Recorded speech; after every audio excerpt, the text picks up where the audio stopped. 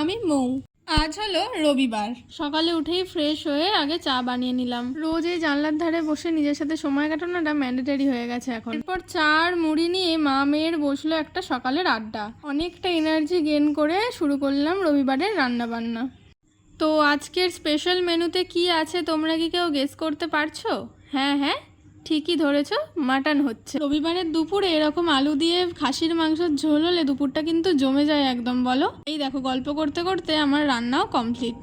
আমি কিভাবে মাটন বানাই সেটা জানতে চাইলে আমাকে জানিও, আমি শেয়ার করব একদিন। এরপর দুপুরে একটু রেস্ট নিয়ে বেরিয়েছিলাম। আজকে তেমন কিছু কাজ ছিল না, এমনি বেরিয়েছিলাম একটু আড্ডা মারতে। প্রথমে খেয়ে নিলাম চা। সবার আবার খিদে পেয়ে গেছিলো, তো কি খাবো ডিসাইড করতে করতে ঠিক করা হলো রোল খাওয়া হবে। তো চলে গেলাম রোলের দোকানে। এই রোলটা আমাদের এখানে খুব ভালো বানায়, কাবাব রোল ছিল।